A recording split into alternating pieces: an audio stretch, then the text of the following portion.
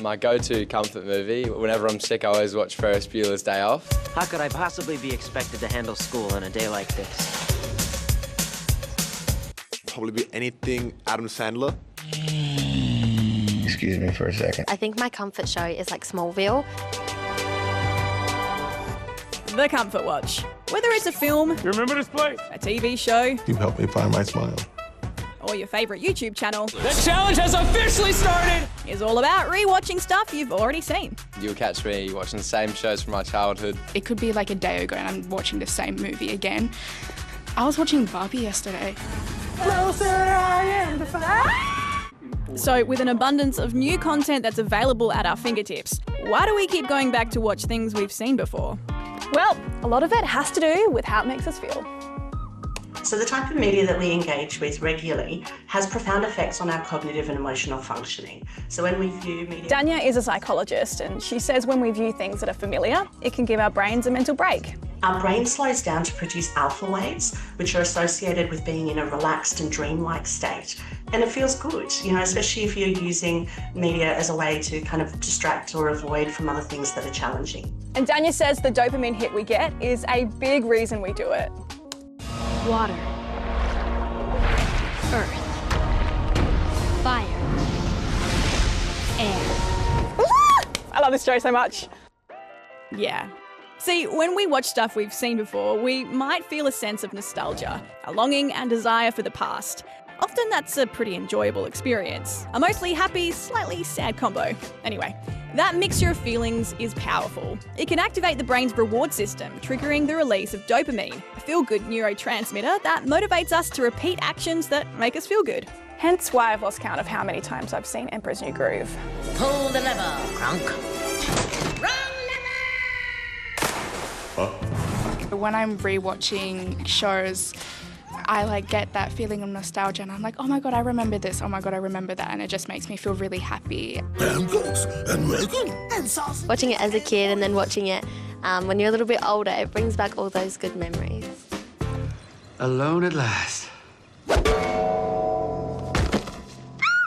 We can also experience something called decision fatigue, which is exactly what it sounds like. Being too mentally drained to make a decision.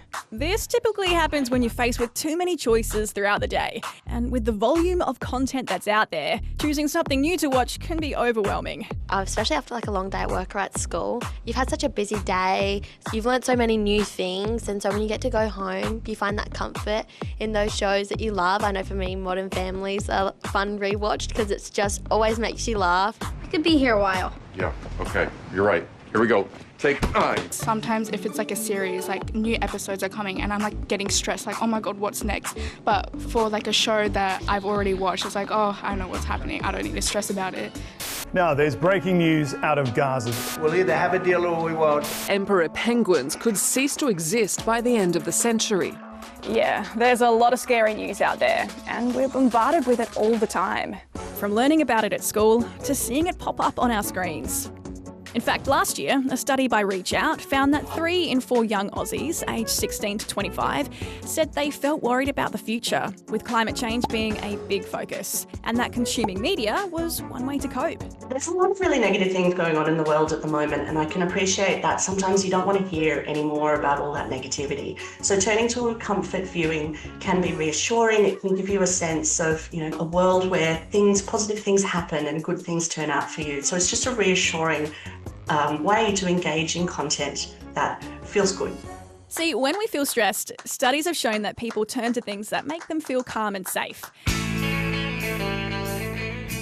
Watching something new, however, means facing the unknown. I think with all of the major things that are happening in the world, I remember when like Oppenheimer came out, I was definitely on the Barbie train when Oppenheimer vs Barbie came out.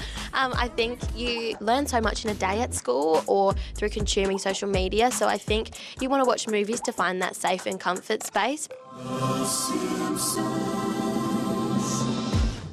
Going back to maybe The Simpsons or The X-Files or Buffy the Vampire Slayer, it's safe. It's familiar, it's not threatening, they give a bit more stress relief and help to escape the everyday grind. You sure about this? Wait, let me think about that. as opposed to taking the risk of maybe spending an hour watching something that may not be as interesting as you hope. It's just easier to watch an old episode of Seinfeld than it is to delve into a 1 hour episode of something you haven't watched yet. All right, knock it off!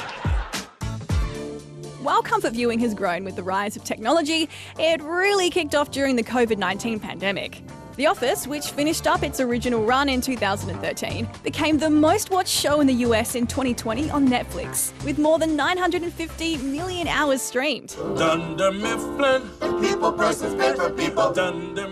not surprised that The Office became the #1 stream platform because it reminded people of what it was like to be, amongst their workmates in an actual office. So, comfort viewing can do a lot to make us feel good, but can too much of a good thing be bad? If you spend too much time comfort viewing, then of course your brain isn't going to get into the practice of, delving into new material, new ideas, new characters as well. And this is kind of the problem I have with a lot of sequels and reboots today. He's back. And to me, that kind of shows the dark side of comfort viewing. Rather than, creating new movies, new characters, new worlds, for today's generation to feel nostalgia about in another 20 years. We're kind of just revisiting these worlds over and over again. When you're watching the same show, you're not exploring new things. I mean, if you rewatch the same movie a fair too many times, you get bored of it, and then you get to the point where you're not thinking. Yeah, experts say challenging ourselves, even in the media we consume, is important too. But as long as there's balance, there's no shame in letting your brain take a breather. And it just makes you feel really comforted, especially when you're really stressed. Because it gives me more of a sense of self, and I think the shows and what I watch really makes me who I am. It helps us to connect with our family and our friends. I know the other day my mum and we were watching The Karate Kid together. I just go into Netflix, I just pick a movie out I've watched, and I'm like, this is a good movie. Makes me feel better. That's probably why it's important to me.